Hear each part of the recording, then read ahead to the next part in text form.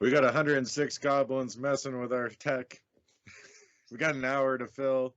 It's dark, and we're wearing sunglasses. And we have 0 cigarettes. 0 cigarettes.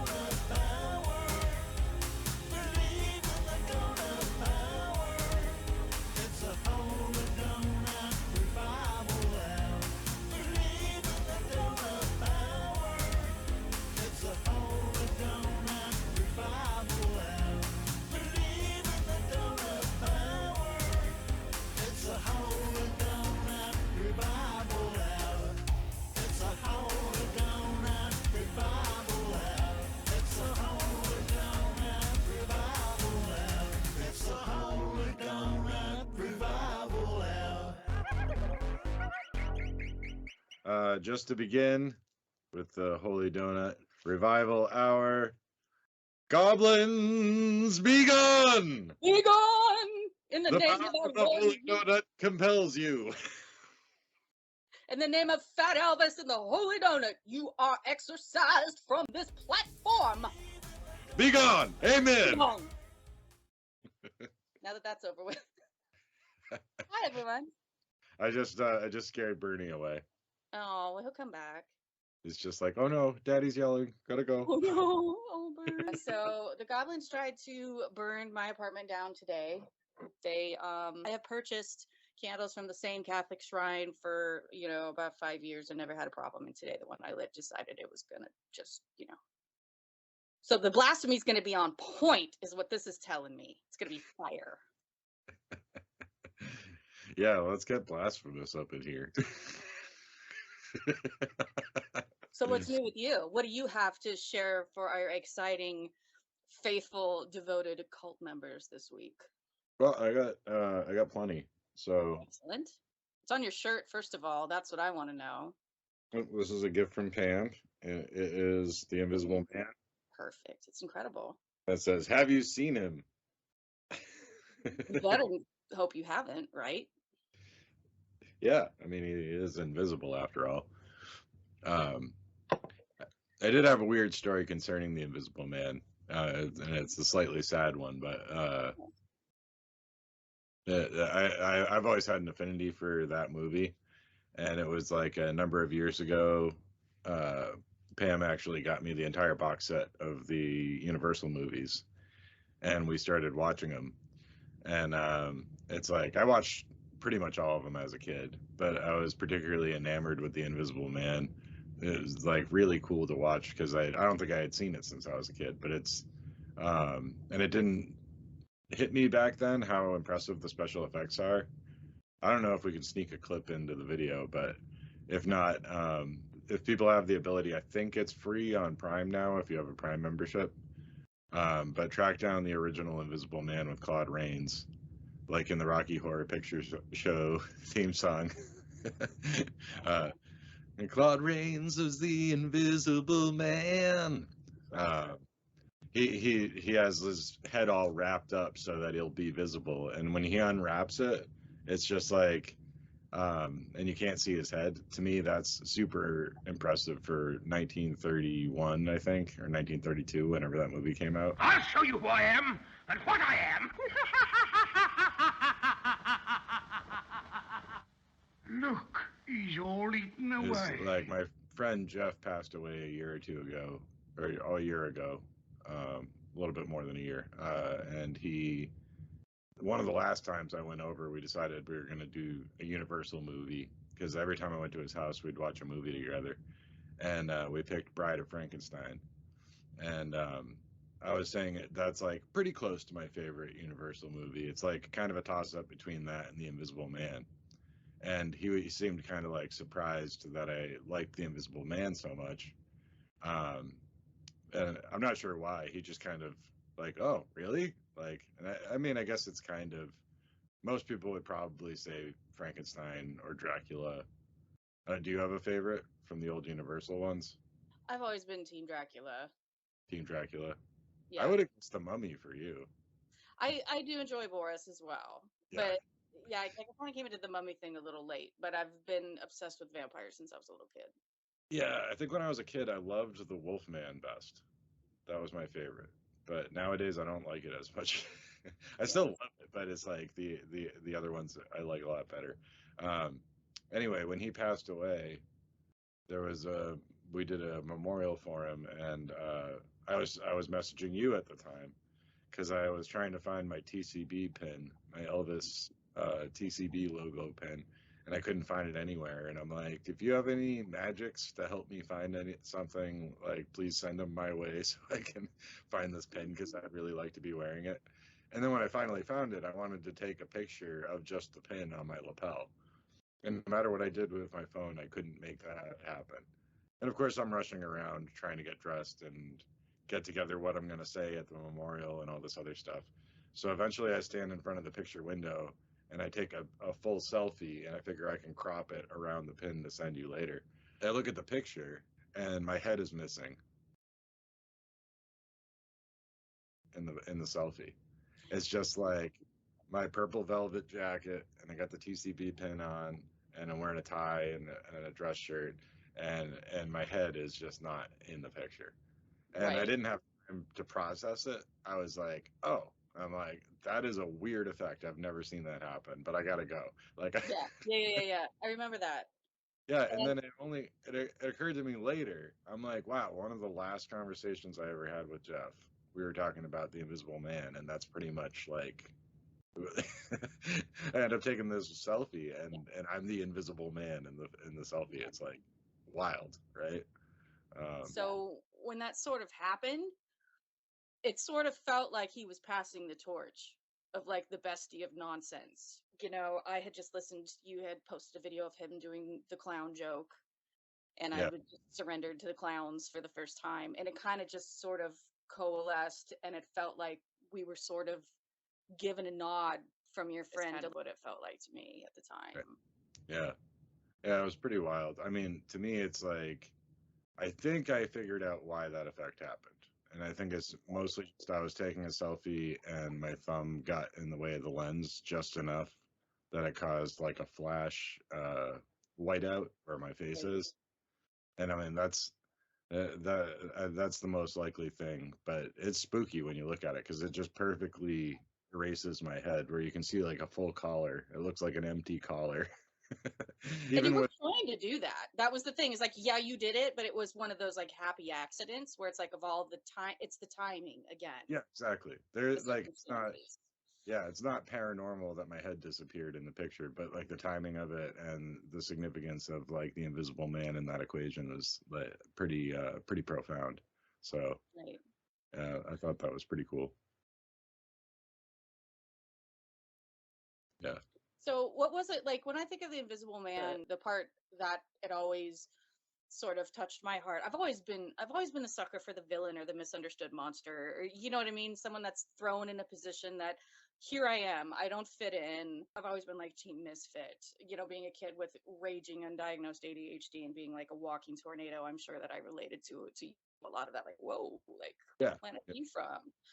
And thinking of the Invisible Man, not to get like really deep here, but like a lot of my inner child healing work and things were about being raised by a narcissist parent and never feeling seen. Yeah. And Yep. the whole point behind, the Invisible Man is he has to cover himself to feel seen, and how unfair that is for him to live in an existence like that, and how hard it would be to just, want to be seen. Right. Yeah. Yeah. So some of those old monster movies really have, even if you look at like Frankenstein and the friendship with the child, and they have some of these, deeper sort of societal meanings that you don't get from, don't get me wrong, I freaking love Saw. I love Saw to the moon and back, but it's like Yeah. you're not going to get some sort of, underlying moral kind of lesson there. But the old monster movies, yeah, if you dig a little bit deeper, it kind of gives you something to work with there. There's actually a lot there, and sometimes people have classically like the ultimate pedant thing to do when you talk about Frankenstein. Oh, Frankenstein's actually the scientist's name, not the monster. It's just like, yeah, all right, yeah, we know, you're so smart, but the movies themselves have their own kind of profundity, even if they don't follow the book that well. The Invisible Man is pretty faithful to the H.G. Wells book it's based on. Frankenstein, not so much. And the thing about Frankenstein is that it's sped up. The plot sped up. And to your point, well, I used to listen to, well, I still do sometimes with the old episodes, but Gilbert Gottfried had a podcast, his Amazing Colossal podcast, with his friend Frank Santopadre, and he was obsessed with monster movies. He was like a monster kid, so they would talk about these movies all the time. I think they actually interviewed the little girl from Frankenstein in one of the, one of the episodes. Yeah, the way Gilbert Gottfried would put it was that they're all kind of the monsters themselves are stand-ins for different points in a man's life, or like anybody's life, but kind of he's speaking from his own experience, where like Frankenstein is kind of like early childhood where you're learning and stumbling through the world. The Wolfman is kind of like puberty where you start to like transform and change and grow up, and you have to wrestle with that. And then Dracula is the ideal. Like that's where you want to get to, is to be like suave and mysterious and powerful, So uh, Mm. so it's a pretty cool like life arc archetype that Yeah. Gilbert was talking about. Gilbert Godfrey just like it was just like nails on the chalkboard. So I could appreciate his level of weirdness, but I was like, I just couldn't get into him. So Oh I'm man, not really super familiar. he would sing on his podcast too, Oh Lord, and he died like a month or two before Jeff did. that's wild. Like one of the last text messages I ever got from Jeff was about Gilbert passing away. So That's just the older we get, it's like all our heroes are dropping, and our friends are dropping, and it's kind of hideous middle age. Even our Lord and Savior Elvis only made it to what, 42? yeah, hail Elvis. Oh, yeah. Oh, Oh, oh. You got to try that next time you go to the thrift store. You got to go, oh, you go in and see what happens. See if you find Elvis. I swear it works. It's kind of yeah, crazy. right. Well, I think I have so much Elvis stuff around here now. Oh, no. Me too. It's like it has to be really freaking good for me to like want to buy it. There was one time I was at the flea market and this guy had just gotten like a whole uh somebody's whole estate's worth of tabloids that they collected over the years. And there was a lot of old Weekly World News, but whoever it was, they would just save anything that had Elvis on the cover. Amazing. So And then I got that lot of the funeral ones that I split up. yeah, I mean, these are all over the place. They're just like some of them from when he was still alive, and like Some of those are hilarious. Like when he jumped, he was in Memphis and like some kids were beating up on another kid and he jumped out of the limo and like did some karate, like Fat Elvis jumped out, like did some karate moves and the bullies were like, whoa. And he's like, what are you doing here, son? And like saved this kid from getting his ass kicked right in downtown Memphis and got back in the limo. Like legend. well, yeah, because he actually wanted to like be Batman or something. He was gonna jump Right. like fight them, and they were like, "Oh my God, it's Elvis!" Whoa, what am I gonna do? Yeah, and I guess he hung out for like 15 minutes and signed autographs and Right? Nobody wanted to actually fight Elvis. you're like, we know you're armed, we know you're on methamphetamines. This is not good. Hey, he was a major gun collector, so Yeah, it was so the dichotomy of that was so interesting because he really was serious about like trying to keep kids off of drugs, and yet he was a raging junkie. right. Well, he had Dr. Nick feeding him pills and everything. Yeah. For sure. Sad. Like, and then of course the same thing happens to Michael Jackson all those years later. Like the same stuff. They get all this, these enablers in there, and nobody will tell you no if you're Elvis or Michael Jackson. Yeah, if you're the king, the only person that can talk to the king about sensitive matters is the court jester. So that's important. Right. Yeah. Speaking of the court jester, I had our new tarot deck that I purchased us out just in case you wanted to screw around with it. Oh yeah, I got it right here. Yeah, see, we twinned again. And in the candle debacle, when the goblins just randomly tried to burn down, somehow the candle leaked wax on a card, and it was, of course, the Chariot. Hmm. And that's like the big mojo card. Yeah, yeah. So I was like, okay.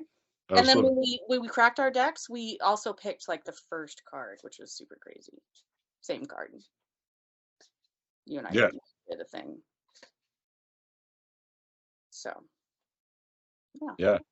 I did my first reading with it last night.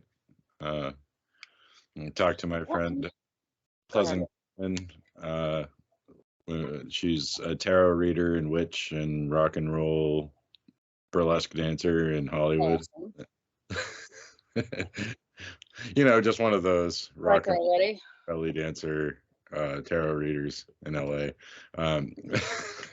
So we traded readings last night. So I gave this deck a try, and I have to say it went really well. I was a little skeptical, and I was nervous because it's hard for me to read for other readers. I get cold feet with that sometimes, but it really well. Yeah, it's a really interesting deck. We're both like, it's not super easy to read with, but when you dig into it, you're like, oh, yeah, okay, sure. Yeah, because I mean, I figured I would have been more familiar with more of the personalities in the deck, and there were a lot of them that I just had never heard of. Yeah. So I had to read it, or I was only like vaguely aware of them. So I actually had to read that whole book just to make sure I knew all the people involved. I do love though that we do have some queerness. We have Siegrist and Bacchus here for the lovers. So there's some really interesting things going on in here. I don't know if you noticed, but there's 3 lovers cards, I think. Okay, that's the only one I've pulled so far. I've pulled it twice now. Yeah, because there's like a hetero one, and I think there's 2 queer ones. So I think there's 3 lovers cards. And I have picked Lizzie Borden, who's the Queen of Swords, several times also. Yeah. Weird.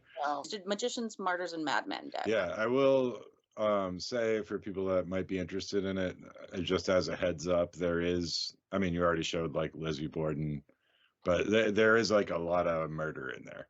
So like if that's something you're going to be squeamish about, like it might not be the deck for you if you're not into the true crime kind of end of things.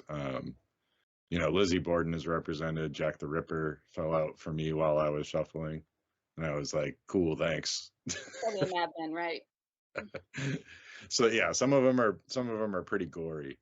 But I kind of like this in the deck because we've already talked about that, how like you have to stay in the middle of, you could be a magician or you could be a madman, right? Like you could, I feel like the deck is sort of like a cautionary tale a little bit. Yeah, it is. And I mean, it's not like it's sympathetic to or celebrating the murder. I'm just putting it out there for people that might have a sensitivity to it, to be aware of it. Those of you that are $10 and up cult members are going to get a reading from AP, maybe from this deck or a different deck. Not sure, but that's one of the quarterly perks that you guys all get for being part of the Holy Donut Cult. I think it probably will be, but do message us if you're not, like, if you do have a sensitivity to the violent part of it, you know, that way I'll avoid it and I'll just use a different deck. Right. Yeah. I've got a deck with cats. I've got a deck with all ravens. I've got the Dali deck. We probably should read a Liminal Earth story. Yes. We've been talking about doing it, and we kind of. You want to read one about the Blessed Virgin Mary? You're reading my mind. There it is again. Because what do we say? It's the Holy Donut Revival Hour. So we basically are obligated to read this one because it's amazing. The following is a reading of the Gospel of the Holy Donut. Irvine, California. Okay, so West Coast, Holy Mary sighting. Yeah. But also, this was on the day after what would have been Elvis's birthday, death day. Yeah. Okay, so it's August 17th. August 17th. Yeah. August 17th, 2022. So the story goes, this is hard to explain, but I met the Virgin Mary at an Irvine donut shop. She approached me completely silently, and neither my friend nor the donut guy noticed her. She got my attention with a single word and walked up to me without making a sound. I didn't even know she was there until she chose to get my attention. When I turned to look at her, the first thing I thought was, is this the Virgin Mary? Her clothes were modern, at least as far as I could tell, but did evoke that sort of look. She was young, maybe 18, carrying a child, which I had this brief thought, wondering if that was even a real baby. I didn't see the face, just the legs sticking out of the cloth wrap she used for carrying. She held up a cardboard sign asking for money, and I gave her $5. Part of what made this weird was I gave a lot of money to unhoused people, beggars, or whatever else, but she didn't fit any of those encounters I've had. She had a perfect serenity, did not say more than one word, left us as quietly as she came, and didn't ask my friend for money either. By the time I looked away, she vanished. I even checked outside because a person soliciting would normally move on to people nearby, but she was nowhere in sight. This could be a big coincidence, but it's a very notable one if it is. And that was submitted by Karen, Karin. I hope it's Karen. I'm pronouncing that properly. But I'm gone. So did they say what the word was? it just said with one word. Um, Karen, if you are somehow come across this, we would love to know what word the Blessed Virgin Mary of the Holy Donut said to you. yeah, I'm sort of guessing it was like, hey, or hello, or, maybe something like that. But yeah, I mean, Virgin Mary at the donut shop. Yeah. So, This has been a reading of the Gospel of the Holy Donut. All right. Well, that's really fascinating. Can you tell? This is okay. Now I'm understanding why. Yeah, that's really interesting that that is the first thing that she would think of. Like, if I found a young woman with a child, I wouldn't immediately think, oh, this is the Blessed Virgin Mary. I would just like, oh, this is a young woman with a child. right. So, Yeah, I mean, it has to be more of a vibe, for lack of a better word. It's that she represented that same kind of serenity and motherliness, and I mean, in the original stories in the Bible, she was kind of living in a barn. They had to be taken in, so it's kind of the poverty element there. She's at the very least an emanation, or struck Karen that way as an emanation of the Blessed Virgin Mary. So a Marian apparition at a donut shop is something I'm all about. It's sounds great to me. Whether or not there's anything you can specifically point to as paranormal about it, other than the fact that she seemed to have vanished, right, and didn't interact with anybody else there. I was really freaking sick for like a week, and I did nothing except like lay in bed and barf and listen to YouTube. I watched a documentary about Bast, who is the cat goddess of Egypt. Bastet, however you want to say it. That's someone that I've worked with Bast, and I was really interested to learn more about the difference between Bast and Sekhmet, because they are considered the same goddess. It's just two aspects of the same goddess, Sekhmet being the lion goddess.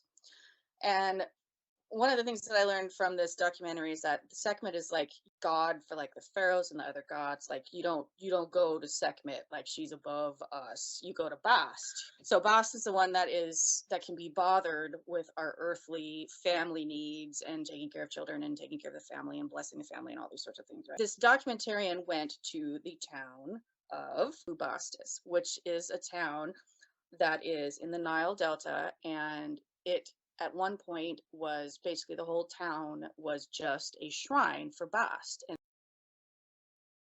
people would go there. It was actually kind of icky because people would go there with cats and kill them and mummify them there as like the sacrifice to get like it's Right.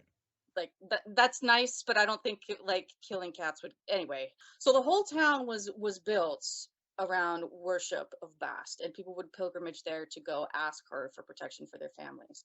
Well, if you go back and you read the Bible and you look at all the translations of like the names and everything, well, when Joseph took Mary and Jesus to Egypt to hide, he took them to Bast's town, Bubastis. So Joseph took Mary and Jesus to Bubastis. And I just thought that it was really interesting, again, that like Christianity all those years ago was still very much, in the Roman, late stages of Egyptology over there. And they went to the town for protection to Bast. So I'm like, was Joseph doing some cat mummies? What's happening? What's happening? I don't know. But that was just one of those little nuggets that I learned. And everybody's like, oh yes, Joseph, they fled to Egypt, but I never bothered to figure out where the hell they went. Right. And how it was related to Egyptian lore. When those cat mummies come out for revenge, I mean, we have mummy fighting services that we offer, but we're not fighting cat mummies. They're on their own spot.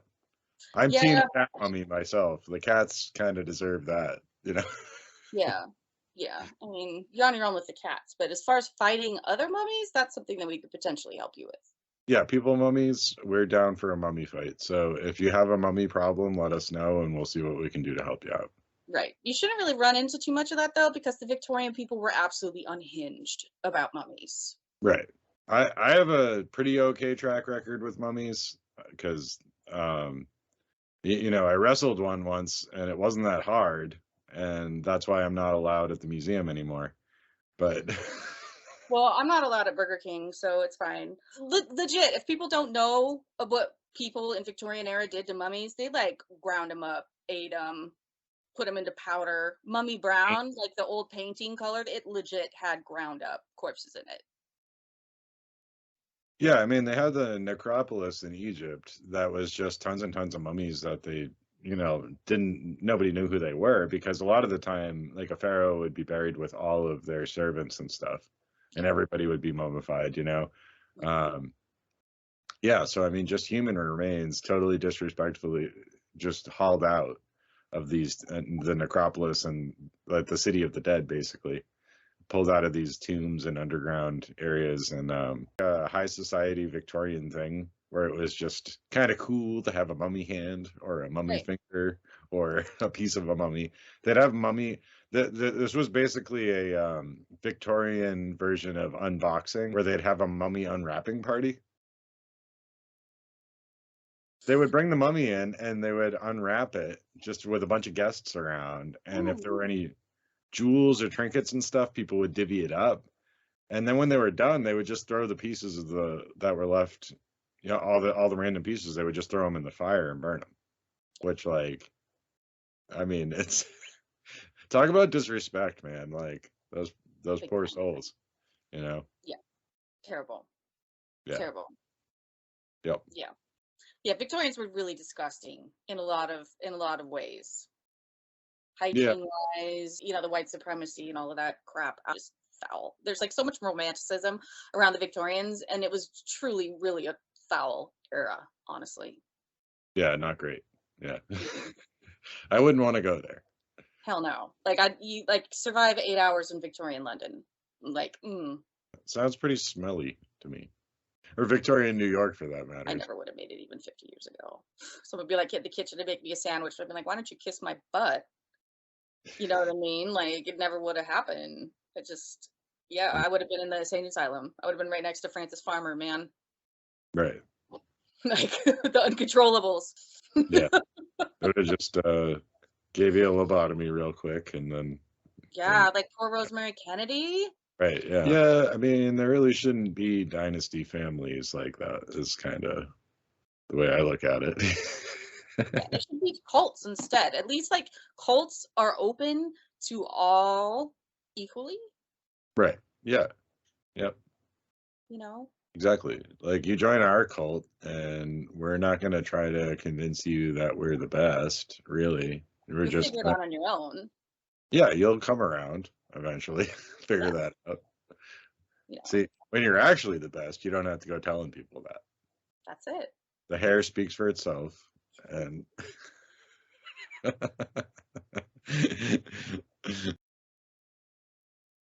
Moo moo land, moo Right? moo land. Yep. So immediately after we record like the Ghost in the Machine, I go to the thrift store and for $1 I find this signed poster from this artist. Like it took us a while to figure out even what it was. Somebody makes these big tiki statues and dumps them in But the ocean. he's got a one-word name, which I imagine is pronounced Gee, right? Yeah, yeah, something gee, and he looks like hippie Bob Ross. Bob Ross that's done too many hits of acid. And he makes these big basalt things that are cool, and he dumps them in the ocean, and then people can come scuba dive and go look at them, and he calls it the Lost Island of Mu. He's like kind of somewhere between Bob Ross and Dr. Jacoby. Yeah, but we're pro Dr. Jacoby, as you will find out. Right. But we love Dr. Jacoby. We got Dr. Jacoby right here, baby. Like, But with the tiki thing, I mean, that's totally Jacoby vibes. So yeah, because that's basically what it is. It's like tiki culture stuff, and he's just using the name of Moo. Yeah. With these things he drops in the ocean so that rich people can dive and look for him. right. It's just his little niche art project, which is cool. But we were literally just making fun of Shaver, Sharp Right. Shaver, because he hates it, Mr. Sharp Shaver, and his talking to Lemuria. That Dick Sharpshaver. Dick Sharp Shaver, which is supposedly talking to Lemuria, and there are theories that Lemuria is Atlantis or Mu. Right. So I'm literally at the animal shelter thrift store the day after we record, and I find this freaking poster from Mu. Yeah, I mean, Lemuria has a really interesting history. And that poster was super interesting because the first thing that hit me when I looked at it, I'm like, that looks like a poster for like one of those old Jacques Cousteau Right. underwater documentaries. So I thought it was a movie, you know. And I'm looking up the old Cousteau documentaries, and it was a take on the title too, because it was like Journey to the World of Mu or something like that.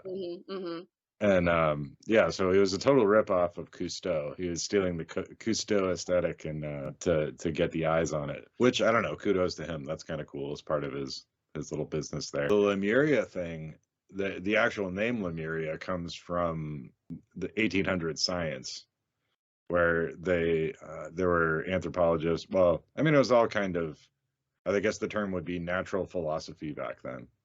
I hadn't really coalesced into what we understand as science now, with the various fields and things like that. But you know, broadly speaking, zoologists were the ones that came up with this, and evolutionists that, since there were lemurs in India and the islands kind of around there, or at least primates that were close enough in their biology to seem like they could be related to lemurs.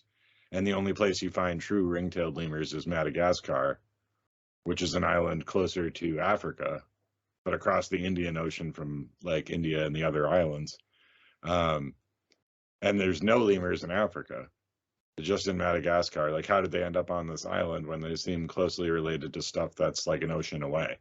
So the idea became that there must have been a landmass that connected those two. That's a long way for a land bridge. So the idea became it was a lost continent, you know, and it was named Lemuria basically after lemurs, because it was supposed to be the connective link that explained why there's lemurs or lemur-like primates in both places. So that's pretty interesting.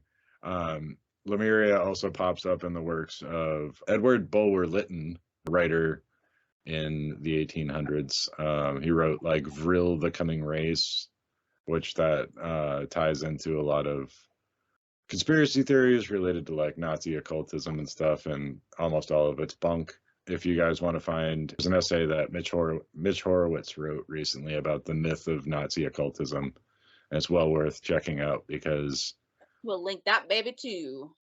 Just because, like, it's not like there was no occultism with Nazis and there's no overlap. And today there certainly is. But a lot of that was born out of fiction to begin with, like the popular idea of it. So, you know, Nazis would have been Nazis with or without the occult dressings. They used it more or less because it was convenient to them, you know? Yeah, Edward Bulwer-Lytton, and then, of course, Madame Blavatsky. Madame Blavatsky borrowed the idea of Lemuria as well. That was part of like her very problematic root race constructs that people like to harp on, but very few people can actually explain. It took Blavatsky 2 volumes of books that are over 700 pages to explain it herself. Not gonna lie, there is some cringy stuff in there.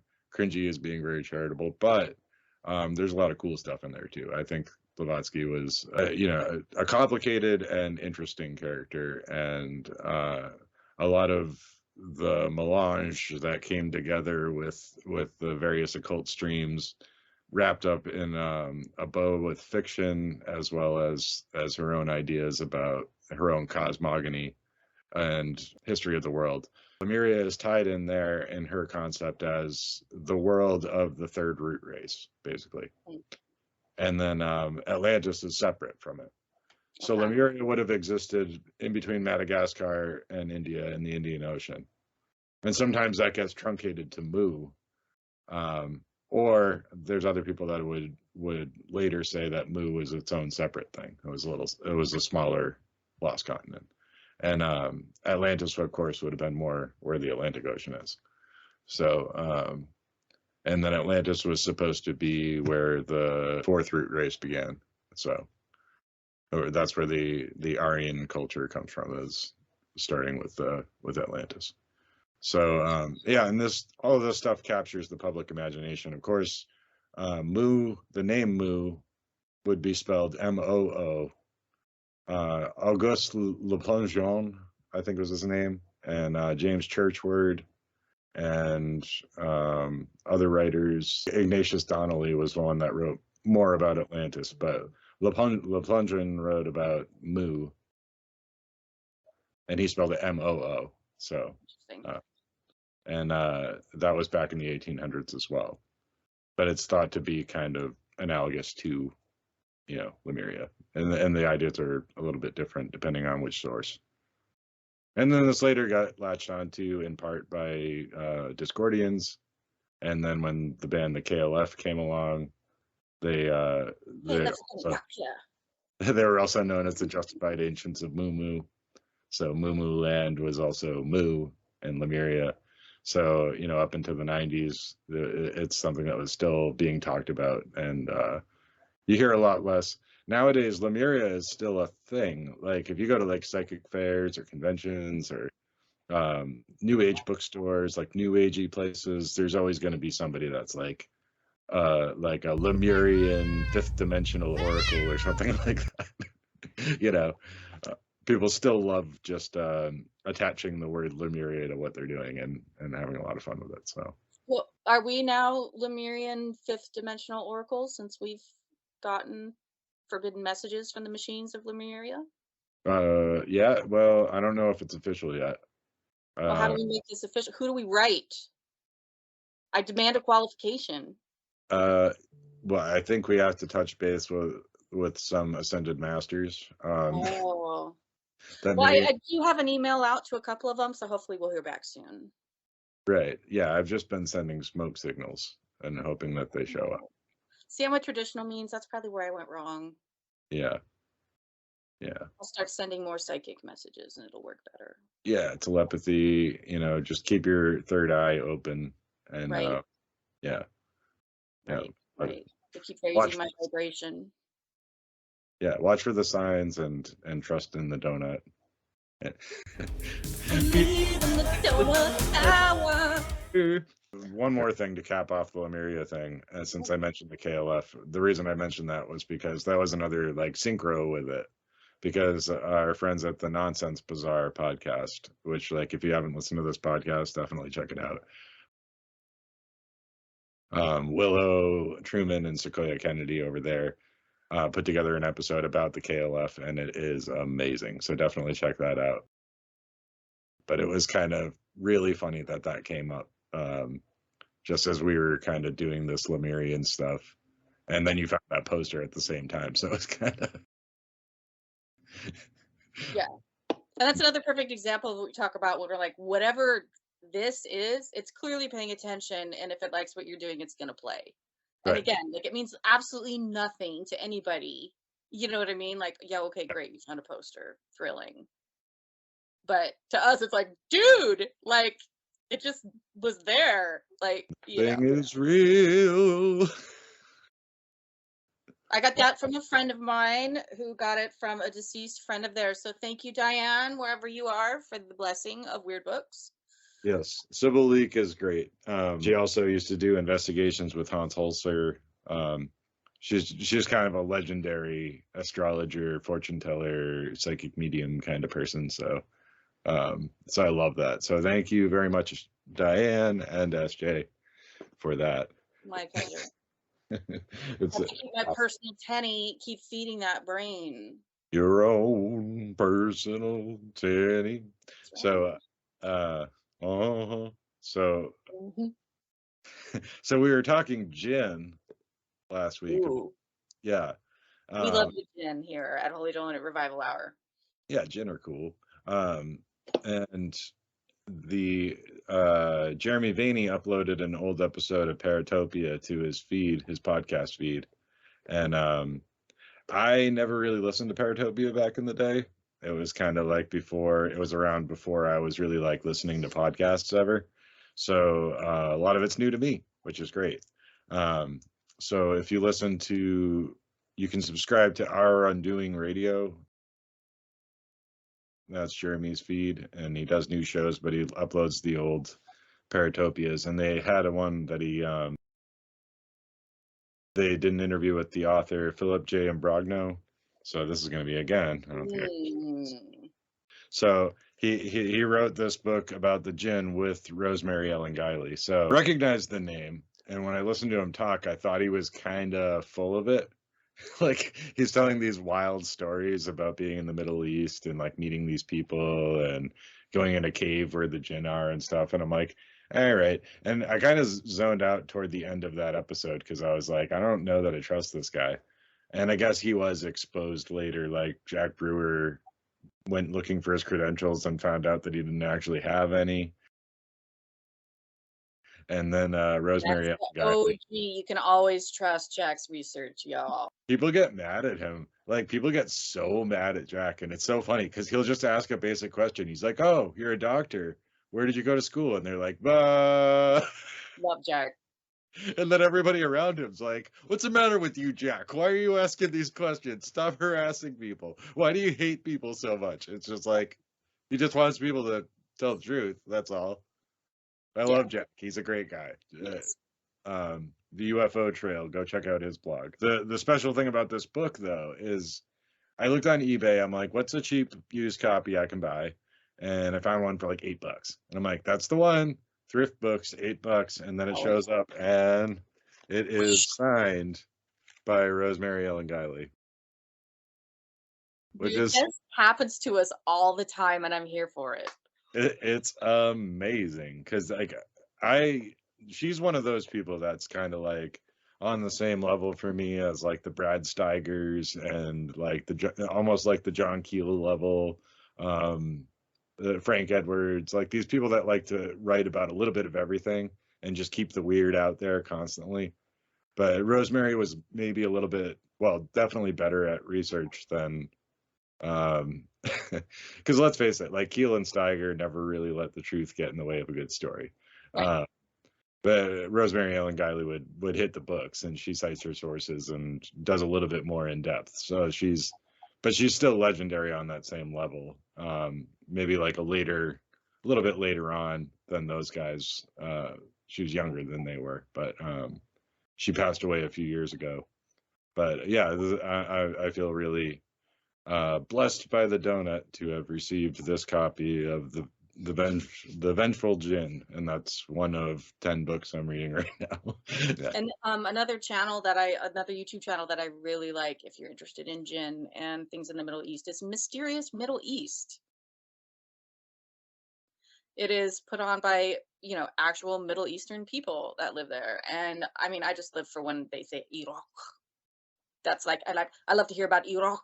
That's like my favorite thing is when they talk about Iraq and like roll it off their tongue. But I've learned a ton about jinn and legends of the Middle East. Barhut's Well is probably one of my favorite episodes of that channel. So if you have an interest in jinn and Middle Eastern lore, things like that from, Pakistan, Iraq, Mesopotamian part of the world, check out that channel. It is phenomenal. It's produced really well and is pretty incredible. It's cool to branch out a little bit sometimes, because I have to admit I don't know very much about and this is kind of new stuff to me, like reading about the jinn. It's like I know a little bit here and there, but it's always from sources that I'm not really sure you can trust, and it's just like, so it's kind of nice when you, like you said, you have a imagine that it's a podcast or video channel made by people actually from that tradition. Wow, what a wild concept, Because like we can have an appreciation for the jinn, but like, it's not our culture. We're just secondhand reporting on other sources, having, people there that actually live in the area and understand the culture and all of the, the symbols and the meaning behind it definitely gives you a better picture of the reality of what's going on over there, I think. Yeah. It's all very interesting things. It opens up possibilities beyond just everything's a demon, Right. The demons. Yeah. I'd say this once an episode, but don't be a Bagans. Don't be a Bagans. And it seems like there's more and more of that. I'm not going to call anybody out, number one, because I don't want to be a super. Number two, it's not that hard to find if you want to know who I'm talking about. But a member of one of the teams that was on the Travel Channel that I used to really enjoy their show is doing their own thing, where they're basically taking a ghost box and they're going to places like Marilyn Monroe's grave, which, okay, but they went to John Benet Ramsey's grave to do a ghost box. Yeah. They went full ghost bro. Like, dude, this is a dead child, a murdered, unsolved murder, dead child. And there's really going to be a line with the true crime stuff, It's gross. It's ghoulish. Like, this is not entertainment. These are real people. This is real pain. This is suffering. What do you think? And, I watched like part of it just to, I was like, how can I flame it unless I watch part of it? And I watched part of it. And it, like, they never get any answers. They never say, like, yeah, I was X person. It's just bullshit crap. There it has again. I'm having a seizure. It says bull crap. Bull. You're gonna be like everybody's grandma when we were little. This is sugar. Oh, this is just bull sugar. But it was just super disappointing to see this person do it because, friends have said they were really nice people and lovely in person, and I had enjoyed the show. It was funny, and to see them go ghost bro was just really disheartening. I know I'm like beating the dead horse, but we need to do better as creators and consumers and remember, like, this is real grief. These are real children. These are real families. It's not just entertainment. It's really hard when you're working with the dead, to try to, it's interesting as how we both work with the dead in our personal practice. It just worked out that way. And there is a lot of weird crap that has happened to me that there is no way in God's green earth I would ever put on TV.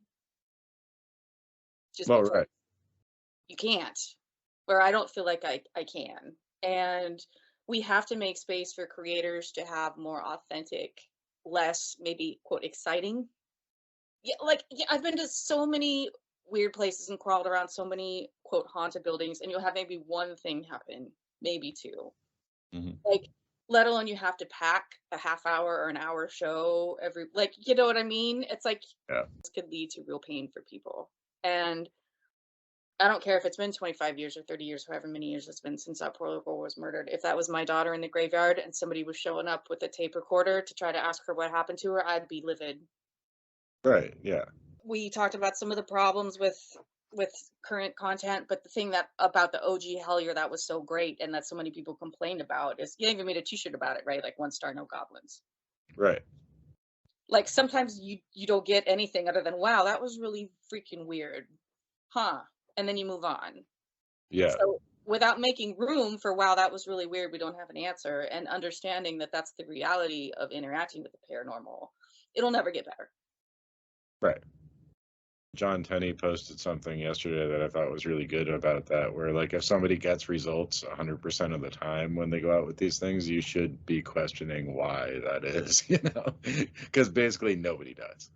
Yeah. Like, true paranormality is not predictable. You know, like the truly weird stuff is doesn't lend itself well to laboratory testing, for instance. You know, it's not repeatable in that way.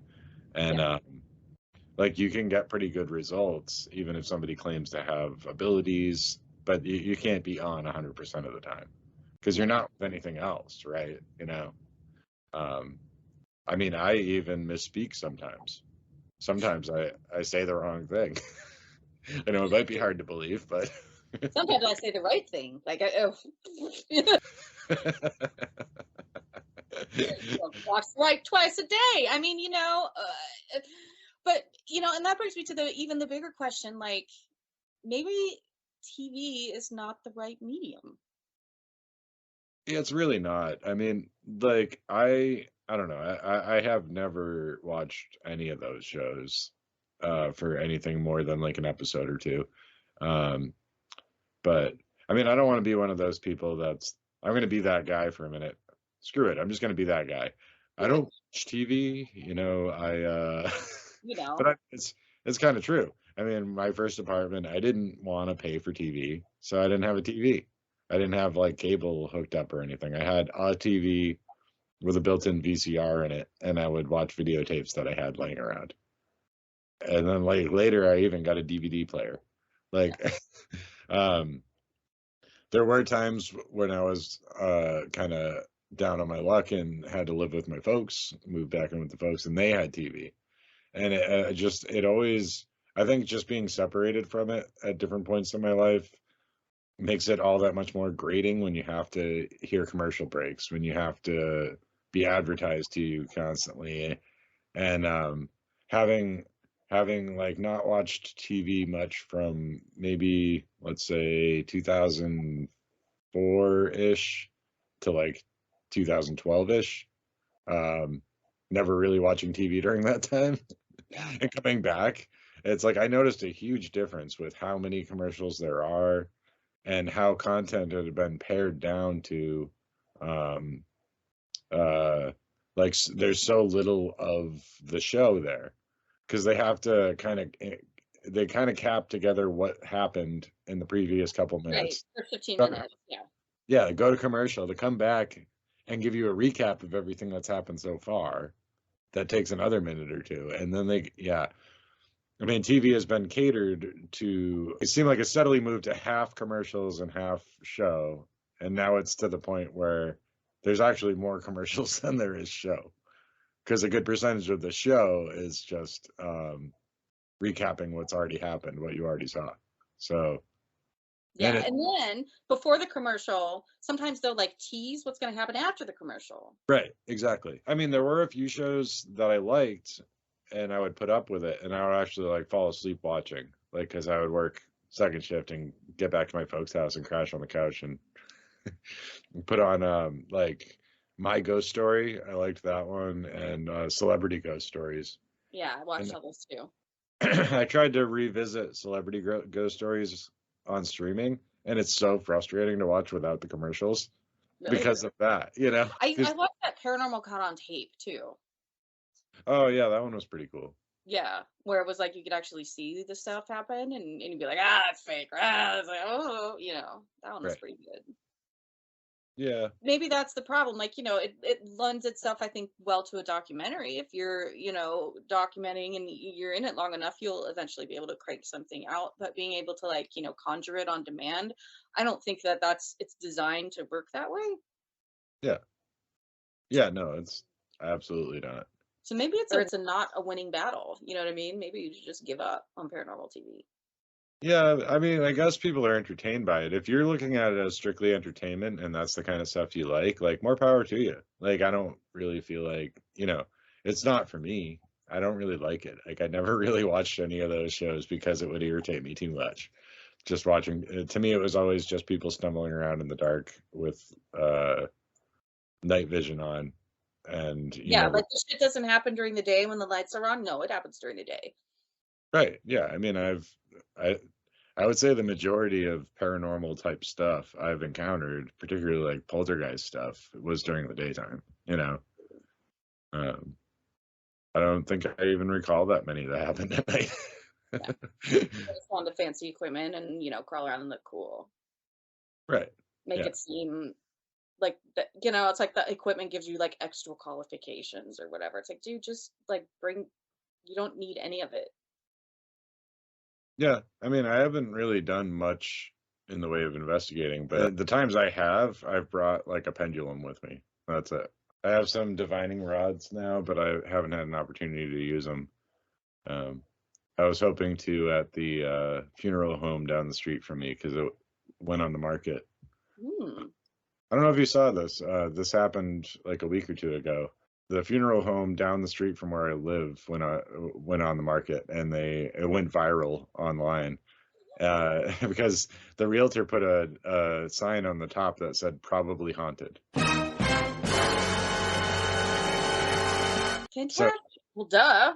there was a news article. It's like probably haunted funeral home goes up for sale, and yeah, driving by this morning, it's been sold. So I don't know. I was kind of hoping, like, while it was on the market, maybe I could hit up the real estate agent and be like, "Hey, let me go in and do a paranormal investigation." But I also have a full-time job and that kind of thing, so it wasn't likely. But I've never been inside a funeral home that wasn't haunted. really, it seems like a weird place to me that to have. I don't know. I guess maybe you have the residual energy of a lot of people grieving. I always wondered that about the house I grew up in because it was built in 1779. Wow. And the top floor was like one big room, and they used to have funeral services in there. You know, Right. And all those old houses, they have the big doors, and people are like, why do they have the big doors? It's like so they can get the coffin in and out. right? Well, I mean, because it was the largest house there in that street, and it was kind of like the community would. Wow. And it was the oldest house that was still standing in the town I grew up in. Did your parents still live there? No, Okay. they sold it when around the time I graduated high school. So Okay. And that's the house where all the freaky stuff with the hands happened, right? yeah, yeah, and the haunted Muppet and all the other stuff. Yeah. So But again, like, yeah, is it just because there's so much residual stuff there that it's like fuel, you know? yeah, you wonder. I really don't know. Hmm. I know the story I grew up with regarding a funeral home is my great grandfather worked at a funeral home when he was a young man, and he was basically the guy that would just sweep up, like the janitor at the funeral home. And he was in the morgue and he was cleaning, or morgue, I guess, where they're preparing the body and getting it ready to go in the casket. And he's sweeping the floor, and the corpse sat up, and while he was in there, he's sweeping the floor, and the corpse just sits up and groans. And he threw his broom on the ground and ran out of the place. And he wouldn't even come back to collect his pay. He just like never went back. He never looked back. And I guess that's a thing that can happen. Heard of that, yeah. Right. In the embalming process, I guess, or prior to, I'm not really sure. I wonder if Mortellus knows about this. We'd have to ask. I'm sure. But from what I understand, like the gases escaping from the body can actually make it move and even sit up sometimes and make a noise. So that was my grandpa Nick. He just like he knocked the door off its hinges on the way out. So many vocabulary things, like dead ringer that are pulled from back in the day when they used to, when people were sick and they thought they were dead and they'd put them in the coffin and then they would tie a little bell around their finger just in case, whoops, they weren't dead, they're alive, and you would hear the ring. Mm-hmm. Mm-hmm. That's also where the word graveyard shift comes from. Okay. Yeah, there would be people that would have to like hang out in the graveyard overnight, and if they heard a bell, they'd have to go running over, and yeah. See? Yep. Crazy. Mm-hmm. Okay, one of my guilty pleasures when I can't sleep is I love the Escaping Prison Planet Reddit because it's absolutely unhinged. Unhinged. Okay. And there's always So people it's just yelling kind about of like a Gnostic, like yeah, Gnostic. people yelling about archons and like Yeah. and like how reincarnation is the like hell loop, and we're stuck and we're food for the evil overlords and all of this Yeah, stuff. if you go toward the light, that's actually the thing that eats your soul, and you don't want Right. to do that. Yeah. Yeah. And so I just get on there sometimes when I can't sleep and just I'm like, you know what, I might be a mess, but I don't believe this stuff. And I just giggle. It's like my stress release. But one of the most recent things that's come up as like a conspiracy thing on here that is just killing me. And again, they used Jimmy Savile's burial as an example. Like, why we got to use a nonce as like the example? Like, whatever. Okay. Anyway, they're saying that if you are buried at 45, a perfect 45 degrees, your soul will not be trapped by the archons. It's a 45-degree angle trick. Mm. And it says that Jimmy Savile and possible connections to the rich and wealthy classes like the British royalty bloodline with occult secrets all are buried at a 45-degree angle. Anyway, that's my latest favorite thing is that in order to escape the prison planet, you must know the secret of the elite reptilians, which is if you are buried at a 45-degree angle, your soul will still be able to escape and you won't be stuck in the prison planet. Okay.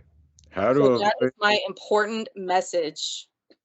the archons. Got it. No, sincerely, Reddit is like a rabbit hole that you could just go on forever. But the escaping prison planet is just like these poor people. They really need like a joint and a therapist, and to just walk away from the computer for a few minutes because they look for symbolism in literally everything. And it's an excellent cautionary tale about how this crap can make you lose your mind if you just lean in all the way and don't take breaks.